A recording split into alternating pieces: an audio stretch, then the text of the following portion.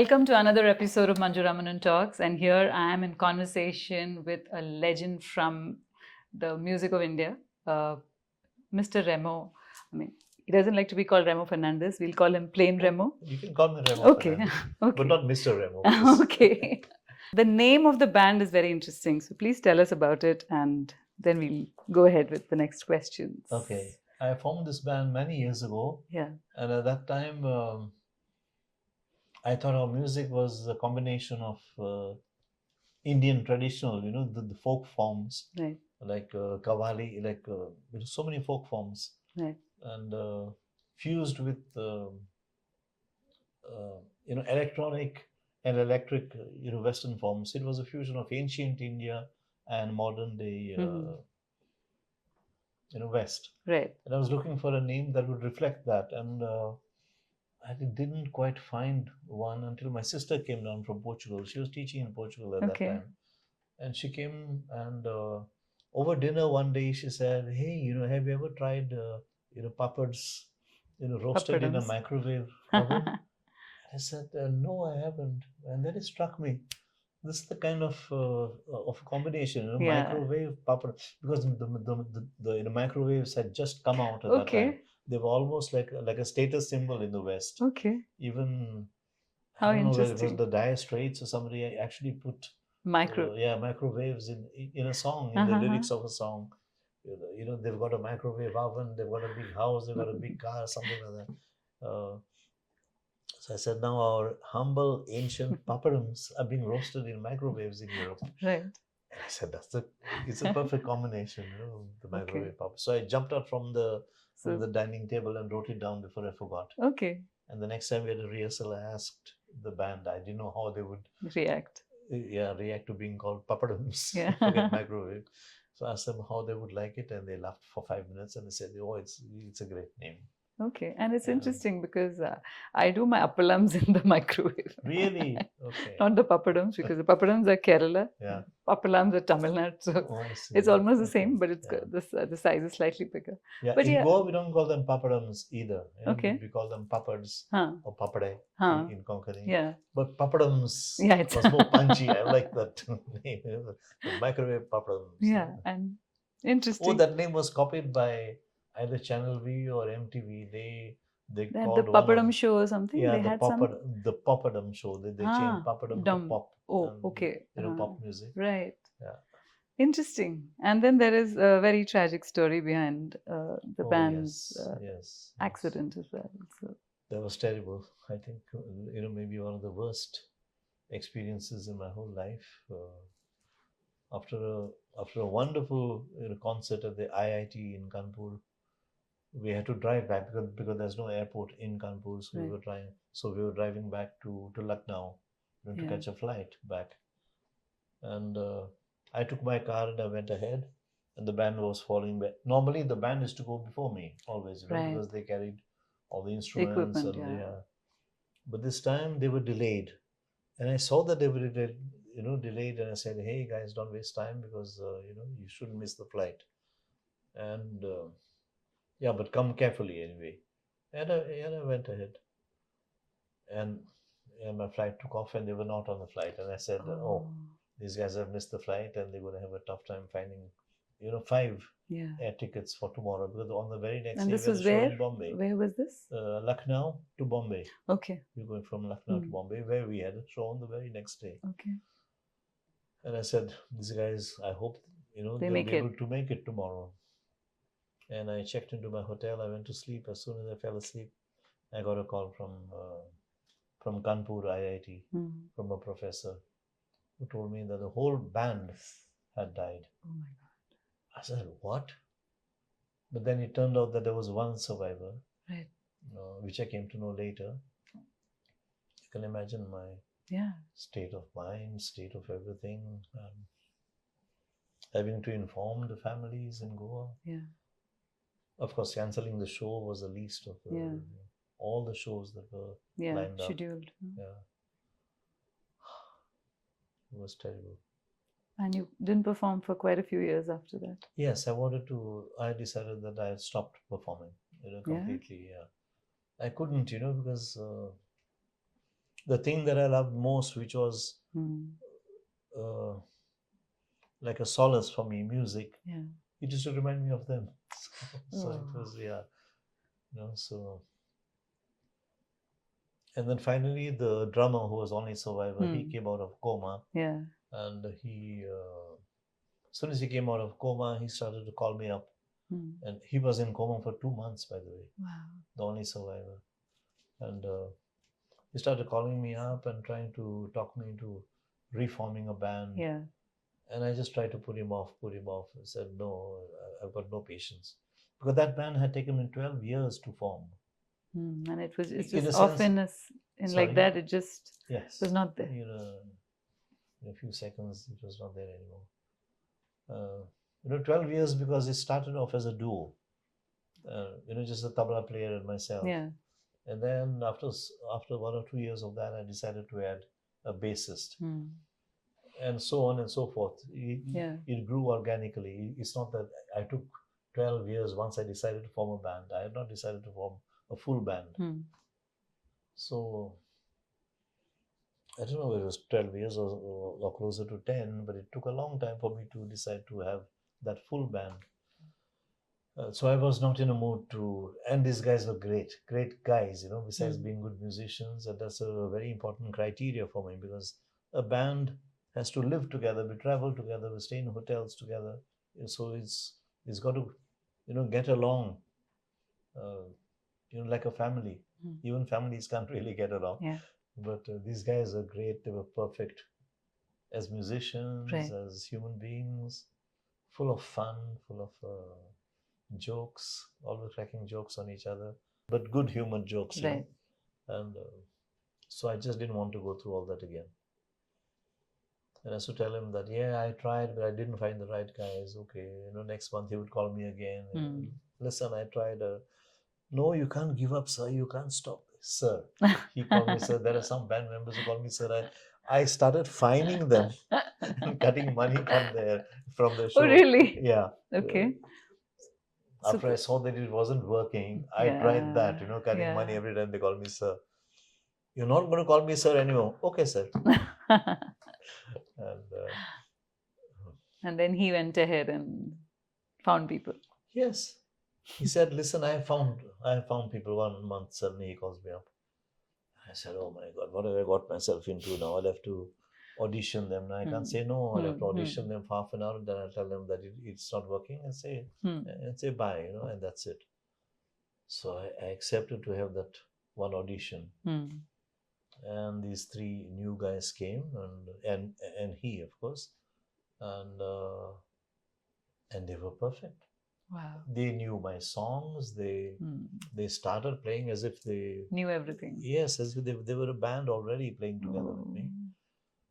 And that half an hour audition turned into a 2-hour rehearsal where we ran through all my songs and everything was perfect.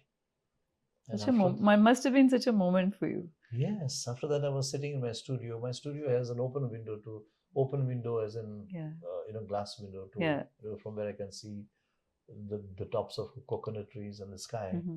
I was just sitting there and wondering how a band which I first took almost 10 years to 12 years to form, this time was formed in a couple of hours. Yeah. And suddenly it struck me, and as a surety, not as a thought that maybe, as a surety that my old band has come back. Guys, friends, no, they had orchestrated the whole thing. Oh, God. Yeah. So I was looking at the sky and I could see their faces laughing at me, winking at me. Hey, we've repaid our debt, So we had left you alone, but here's the band now. And I sat there alone in my studio and was crying. But this time it was tears of joy and gratitude, and love. Yeah. Which I felt. But you've always had this divine intervention in your life. Yes, very often. Right? Very often. I don't know whether they're divine interventions or coincidences or synchronicity. Or maybe a higher power just guiding the right. I think so. Yes. Many times. So do you have the drummer here coming? Yes. Okay. performing with us tomorrow. Oh, okay. Yes, he's still very much with us. Okay. His name is Santana Carvalho, Okay. and he's there. Okay. And amazing. Now, so this is the new band now, which is the new Papadums. Yeah. And it's Okay. been over there already now for some years. Yes. It's not brand new as in. Yeah. It's been there for a while. How interesting. Also, the fact that you are a very reluctant Bollywood singer. You never ever want the validation. That's a refreshing part of it. That it didn't matter. Yes. The and vehicle of that's- Bollywood did not matter to you. Yes, and I guess that's why it came to me. Yeah. Sometimes it happens like that when if you don't go hankering Yeah. after it, if you don't go. Yeah, you don't give if it too you- much power. It's yeah, okay. and it just comes to you. Yeah. Like Gulano just asked me to do music for Jalwa, Yeah. and Shyam Benegal asked me to do music Three. for Trikal. Yeah. Both in the same year. Right. And then one was an art film. The other one was an Complete complete commercial. Commercial. Nasiruddin Shah. Yeah. And Nasiruddin Shah was an was, yeah, art film actor in his into a first commercial space in his first with role his in a commercial. bodybuilding and Yes. the completely different Exactly. avatar of his. Yeah. Exactly. Yeah. And both those films became hits.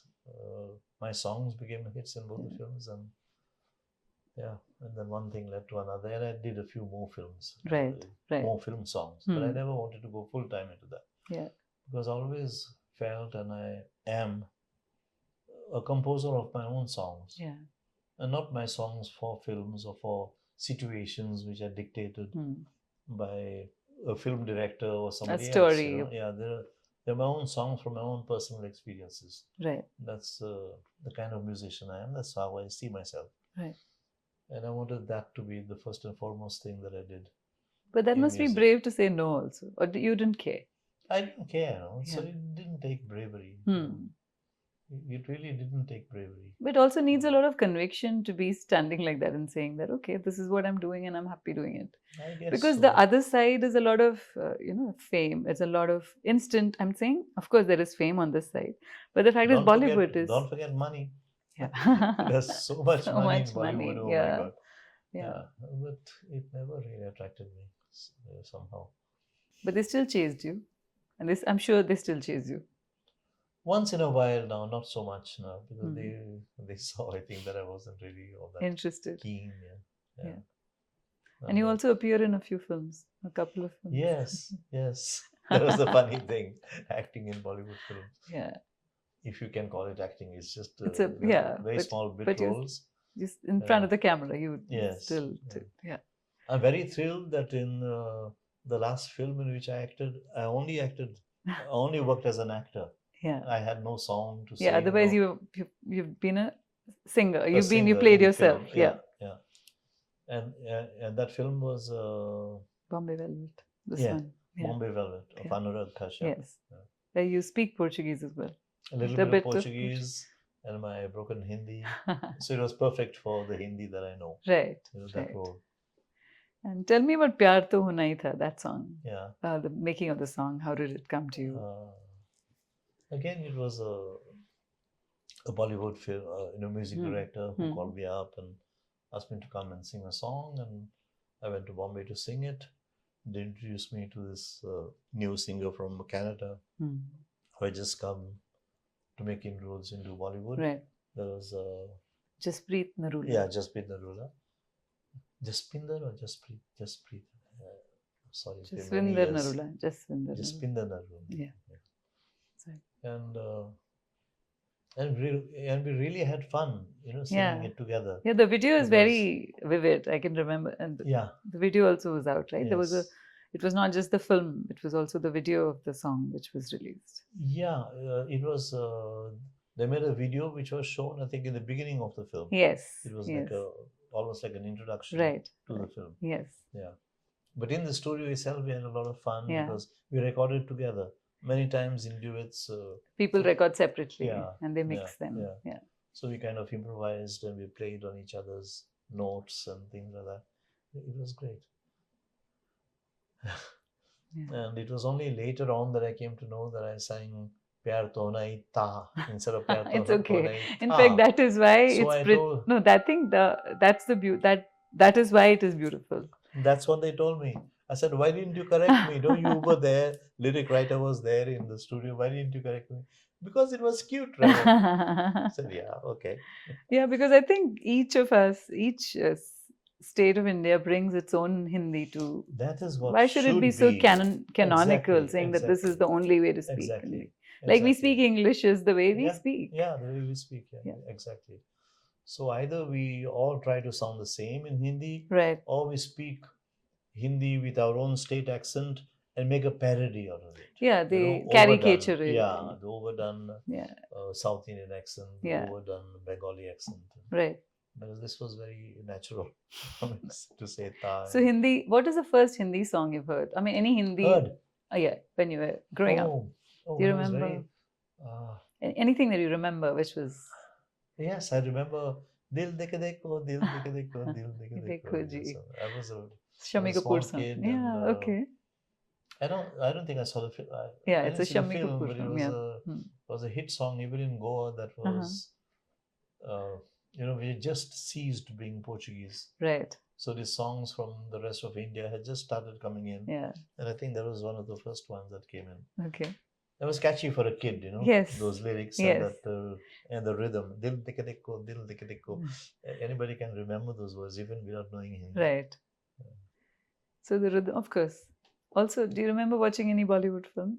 The first film that you watched, do you remember impressions? The first film I remember, I remember seeing Mughal Azam. Oh, okay. And being very impressed by it? Impressed, yes, because it was also it's a war grand, and sword fighting. It's a grand, and, you know, yeah. And as a kid, I loved either cowboy movies or sword buckling. So yeah,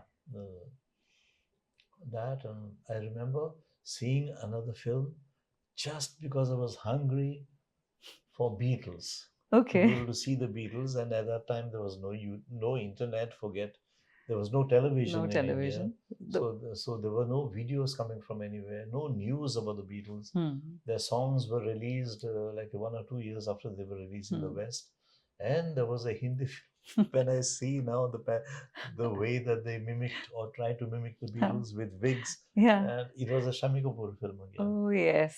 Yeah, it was a Beatles song. Dil ke jharoko mein tum, I think is it? I think one of those.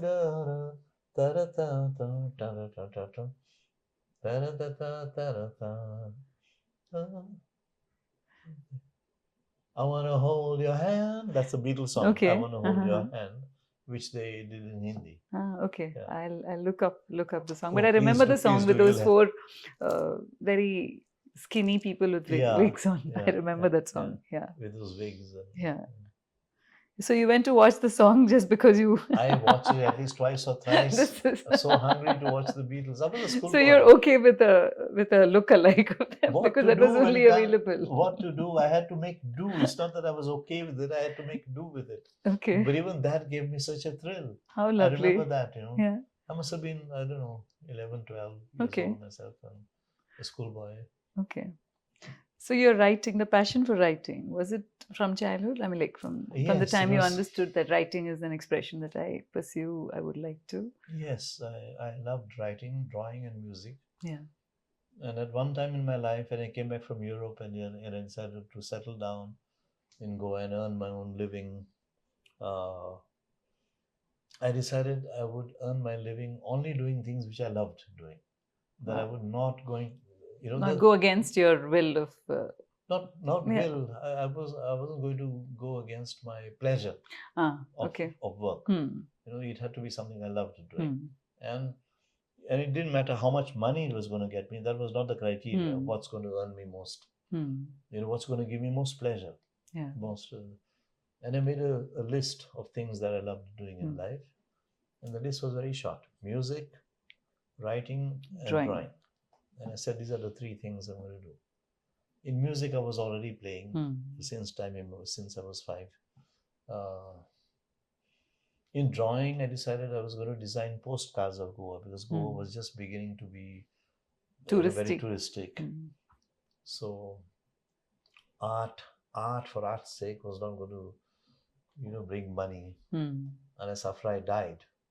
It might have been worth like Van Gogh's paintings after you die a pauper. So Anyway, in short, I was just looking for commercial things to do. Hmm. you To know, support your other no commercial ways to exploit my love for talents. Yeah, drawing. yeah. Yeah. And in writing, I decided I used to always keep diaries Hmm. in which I used to write, always meaning from end of school days or beginning of So you college have diaries days. from then on? Yeah, Wow. from So you used college to write days. daily? Not daily, but But whenever I whenever you are felt, in the mood of yeah, whenever I had something penning to things down. say, Oh, yeah, lovely. So yeah. you've seen, so you can go back and. Yes, So when you wrote your book, you probably did refer to your diaries as well? I did, yes, but not too much. But yeah, I did actually. How interesting. So Yeah. you might have diaries from how long then? From the time that I started writing them. Wow. Yeah, really, it's nice that I kept them and that the moths haven't got to them. It's nice. You must release them. It's like if you, that should be your next anthology. Yes, I don't know. Yeah. And I used to write poems also sometimes, Okay. at that time. And so a lot of those poems were in the diaries. And so at that time, when I decided to make postcards and to earn my living from these three things, from my writing, I decided to publish a book of poems, which I did, and I illustrated the book as well. Okay. So again, there was writing and drawing there. But music was always my first and biggest love. So that won, and music started to do well for me. And then it was only music. But through music, I was also writing, right? Because I was writing my own lyrics. Yeah. And I was also drawing because I was designing my own album covers, designing the posters for the ads. So it was all. And when you wrote your book, you also wrote a poem on writing your book. Yes, HarperCollins asked me to write a song. A song about writing the book. I said it's a nice idea, but I can't write a song on commission, or on being asked to write a song. Yeah. So, and I couldn't really think of what to write, and I sent them, the finished manuscript. That very night, the song came to you. The full song. Oh, I love it because it's about birds and birds and the way you put it together. Yeah. Thank you so much. It just came that whole idea about words being birds, because really they just fly and you don't know where they're going to take you. That's what happened in my book. I started writing and I had no idea where it was going to take me. I'd never written a full-length book before. I had no idea how long an autobiography was supposed to be. How to structure a book. Nothing. The same thing happened just before that, when I started to when I wrote and composed an opera on the life of Mother Teresa. Yes. I'd never composed, I'd never worked out. So tell me about that experience when you met her. Oh, yes. I had a show in Calcutta. And at that time, Indian Airlines was the only monopoly in India. They cancelled and took off as and when they wanted to. So suddenly I was stuck in Calcutta for 2 days. All the flights cancelled for some reason. I said, okay, what am I going to do in Calcutta? I've already seen the Victoria Memorial. I've seen the Howrah Bridge. Hey, I have not met I have not visited a Mother Teresa home. And this is her city. I never even dreamt that I would meet her. So I went to visit her home. I met the nuns there, and it was so inspiring. Which year was that? I remember it was 27 years before I restarted work on that music. That much I know. Which year it was? Sometime in the 1990s it must have been. Okay. Yeah. And then while leaving that home for abandoned children, it was little babies. Yeah. While I was there, visiting the home, a bell rang. Okay. A manual bell rang outside in the garden, and they told me, "Oh, there's another baby that's arrived." Oh, someone has just. I said, "Yes, yes." They said, "We have a hole meaning an opening in the compound wall with a cradle." So people come they leave the baby there, and then ring the there's bell. a bell, there's a rope on top of that. So they let us know, and they disappear from there, and we go and we collect the baby. And it so happened that somebody did it in the day, in the morning. And right there when you were. Right there when I was there. And the babies are so well cared for, white cradles everywhere, clean, and they were really cared for with love. And I saw this new baby coming in, and then when I was leaving, I made a little donation, and while I was leaving, I just happened to ask the nuns. It's not possible to meet Mother Teresa herself, right? Just as an impossible thing, like it's not possible to meet God, is it? And he said, yes, you can meet her. I said, yes, you come at 3 o'clock, because right now it's almost lunchtime. Come at 3 o'clock to the mother house, not this one, but to the mother house. And again, there's a bell outside. Okay. There's a rope, so you ring the bell and you tell them you want. I said, just like that? Yes. Wow. I couldn't believe it. So you went back? It was a total contrast. I went back to my 5-star hotel where I was staying, and had came back. lunch, and with the chauffeur-driven car, I went back there and I rang the bell at 3 o'clock. And I told the nuns I was feeling so embarrassed to even ask for a meeting because I had no work with her. And I didn't want to waste her time. I said, I'm a musician from Goa, nothing concrete that I want with her except to just meet her, pay my salams and go. Is it possible? He said, yes, of course, come into the compound. I went into the compound, and a few minutes later, 72 years. Yeah, she was 72, that much I remember. Your young lady came skipping down this rickety flight of steps outside the building. It was one of those old buildings with a with a staircase attached to it outside. It was a wooden one. And she came, and she's got this this habit. I came to what she does. She doesn't shake your hand. She holds your hand in both of hers. Okay. And she did that, and I can't explain what I felt. It might have been psychological, when you're meeting someone that you're in awe of. It's not. I don't want to claim that she had some divine power that came through her hands to my hands. It might have been my impression or whatever, but just at that moment, that idea came to me, and it came out of my mouth. I said, I'd love to compose a song about you and about your work. And I would like all the proceeds from that song, the royalties and everything, to be my small little contribution towards your work. May I do that, Mother? She said, oh, yes. That's a lovely thought. But do it with love. Do it with love for Jesus.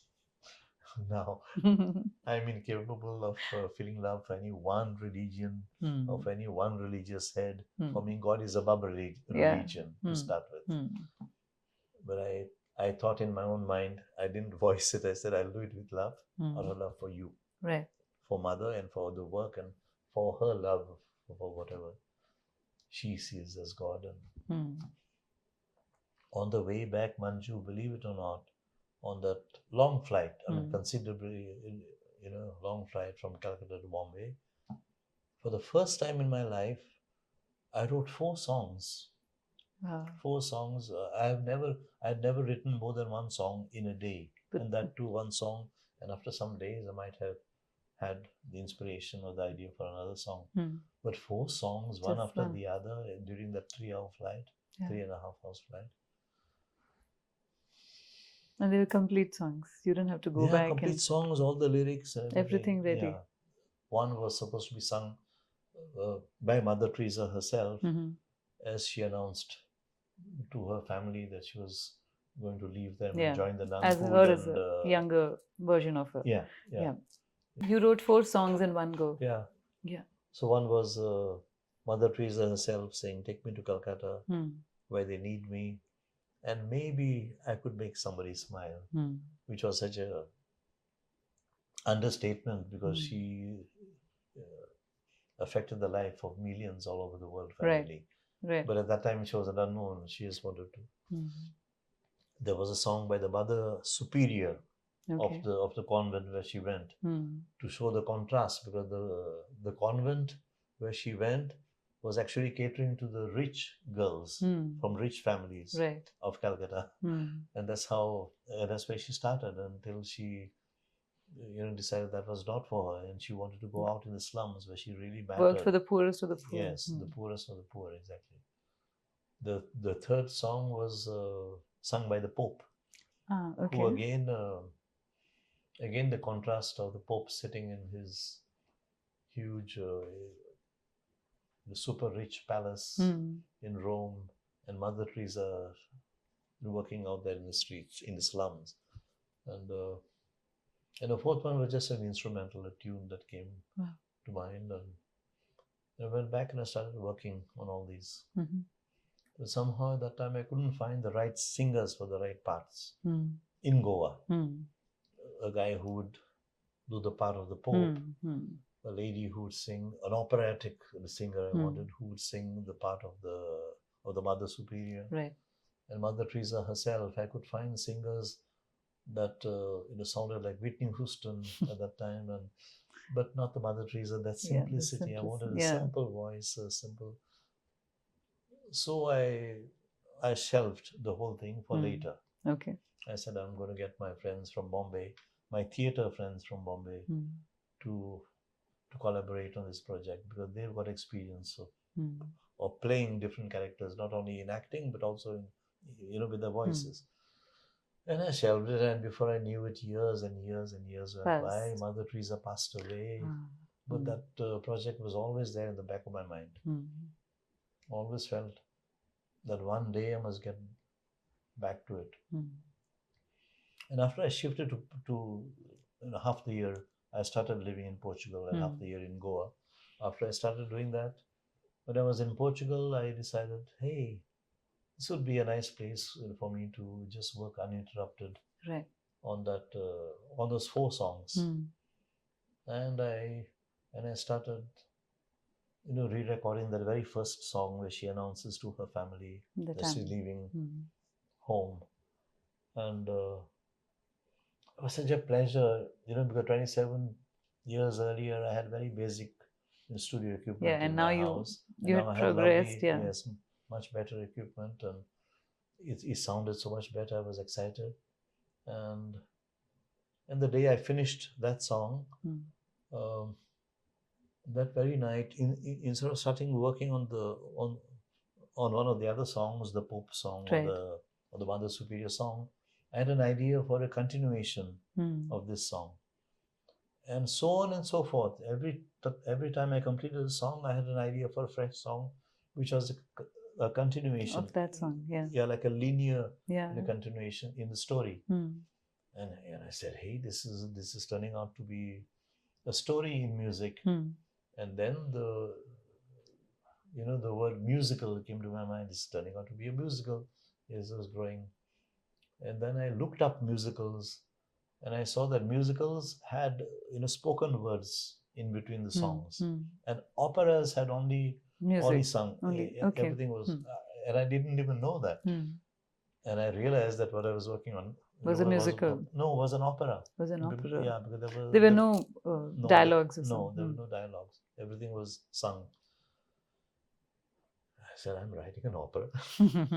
And I didn't know how long operas were supposed to be. When I almost finished it, I finished it. In fact, I completed it, and then I nervously told myself, God, I don't even know how long this is. So I timed it. It was 1 hour and 57 minutes. And I said, how long is an opera supposed to be? Much shorter or much longer? I went and looked up some of the operas which I loved. The timings. Jesus Christ Superstar, Godspell, I don't remember if I looked it up, but Oklahoma, the new one which has just come out with The Greatest Showman on Earth, and they were all around 2 hours long. Okay. I said, this is perfect. Almost perfect, And then I realized I didn't have an overture.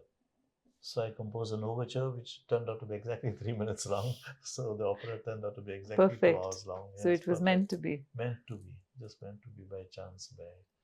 Just like I finished that, and I said, and I finished one of my 2 big project to do things in life, And so I finished that, and I came back to Goa.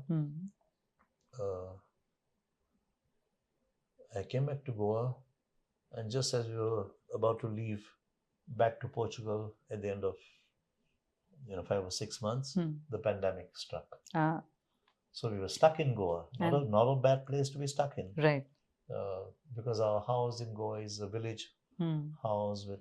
And Goa was least affected during the pandemic. Yes, in the beginning, it was completely COVID-free until the authorities, in all their wisdom, decided to open the borders of Goa. So people rushed in. And everybody rushed in.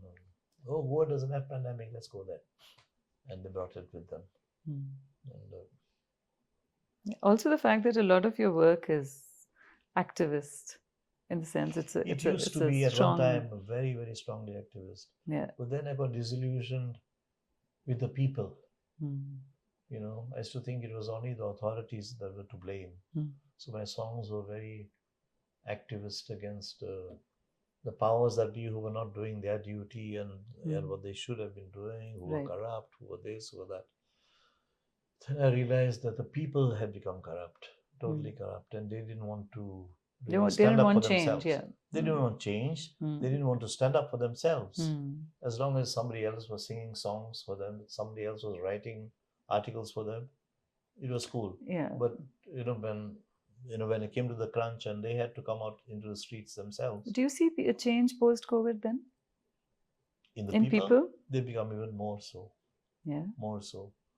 And no, I was totally disillusioned with the people, and I stopped my activism, through the music at that time. Right. And now it's you want to fight, you fight yourself, fight for yourself. Right. Don't expect me to do it for you. Or don't expect others to do it for you. It's very convenient. There's a lot of armchair, like in journalism, they call it armchair journalism. You sit down and you surf and you just put one small tweet and then you and you think your life is this is what you've done. Yeah, exactly. Yeah. And you will fuel the efforts of the person who's doing it. But when that person is in trouble, you're back off. It's not your responsibility. You know? Yeah. I didn't ask him to do it. Yeah. I didn't ask him to do it. He did. God knows whether he had ulterior motives. What do I know? I'm not going to stand up for him. Right. Yeah. So you end up there sticking out your neck for them. And there's no one to back you. Yeah. Right. The day you get into trouble. Yeah. So I realized all that and it disillusioned me big time about the people, sadly. But I realized it's nothing new, it's been happening always throughout history, right? Ancient history. But in the space of your music, do you find that perfect world then? There is no, sorry? In the world of your music then, yeah. Do you find that world that you envision as perfect? I can make it up, no? Yeah. I can make it up. That's an artist, through sounds, through words, through lyrics. If I want to use music as an escapism, I can make it up when I want to. I know there is a great support for me when I'm in trouble, or when I'm depressed, when I'm really, when I have really big problems in life. I found times when I've just gone to the studio and I was able to just switch off from everything, compose, record. I'm exaggerating now, but the house all around me could be collapsing, could be burning down, and I would be totally unaware and totally happy in the studio. So A.R. Rahman used to be a big fan of yours, and he sung your songs, is what he had said. I don't know, a big fan, but when I met him for the first time, he told me that they had a band when they were in college, he and a few other musicians from Chennai. And then they used to play my songs like Ocean Queen and Bombay City in that band. And I said, really? You used to play my songs? Because when I heard his music, I was totally blown. Yeah. You saw hope in Indian music. Oh, yes. In especially Indian film music. Yes. I saw that there was fabulous music happening in Tamilian music, which was so much superior to the music happening in Bollywood, in Bombay. Right. Which was supposed to be the capital of Indian cinema. Yeah. And I realized it wasn't. Right.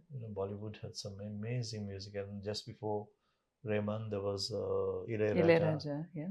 I'd never heard these names until I went on a concert tour of Tamil Nadu. I did over 4 cities, and we were driving from one city to the other. The cities that were pretty close by, and the guys who were driving in the car with me, the local organizers, they kept playing this music in the car. I said, "Who is that? What's that?" And they introduced me to Rehman and to Ilayaraja. And when did you meet him for the first time? And Yes, then I met him at a show in Delhi. There was a concert in Delhi, and we met backstage. And and he was a very down to earth person, and we met and we hit it off. And he said, "How would you like to come to Chennai and record in Tamil?" I said, "In Tamil? I can't do." Yeah, he's made everyone sing in Tamil. I'm screwing up my Hindi lyrics already when I'm saying ta instead of tha, and you want me to sing in Tamil. He said, "Yeah, you'll be able to come and try it out." I said, "Okay, why not? It should be fun, especially for a guy whose music I admire so much." So true to his word, about a week later, he called me up and said, "I'm doing this song called." No, he didn't say the name of the film of the song, but the name of the film called Bombay. Yeah. Come and do a song. I said, "Yeah, sure." I went there, and the recording was early in the morning. Early in the morning, in the sense, in the morning. I don't sing in the morning. In the mornings, I normally sound like Jim Reeves, so low voice. It takes some time to open up. So just to open up my voice, since it was recording in the morning, I started to improvise on the music, on the background music, and I just started doing, phrases and scatting on top of the yeah,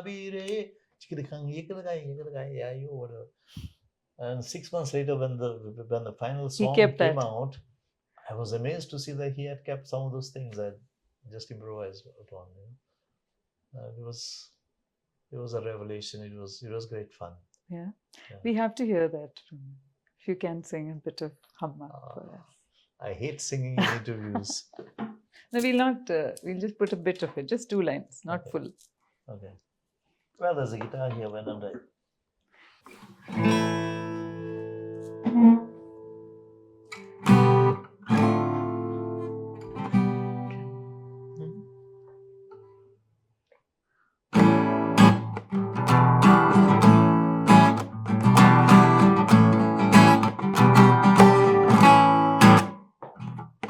हो गए हम और तुम और उड़ गए निंदेरे और खन की पायल मस्ती में तो कंगन कनके रे हम्मा हम्मा हम्मा हम्मा हम्मा ओ हम्मा हम्मा हम्मा हम्मा हम्मा ये हम्मा. Lovely. This is iconic. I mean, yeah, I know, but yes. So the question was, do you see commonality between the music of seashores, of places which have seashores across the world? Like you mentioned about Sri Lankan music, similar to the kind of music that you've heard growing up. So is there similarities between? It's a very interesting question. There is certainly similarity between Goan and Sri Lankan music. Their Baila music, for example, has a rhythm which is so much like the Goan music. The Goan folk music I'm talking about again. Yeah, but then again, music from Seychelles and Mauritius, the Sega, is also the same rhythm as the Goan music. But then Mauritius and Seychelles and Tobago and Trinidad. they have a lot of Indian laborers, migrants. Yeah. So they might have taken the 6/8 rhythm with them when they went. That mixed with the African rhythm from the African people who also settled there must have given birth to Sega. But for example, music from Hawaii is so lilting and so soft, I feel. That one, I think, goes more with sea waves and, than the Sega or the Goan folk music, which is more energetic.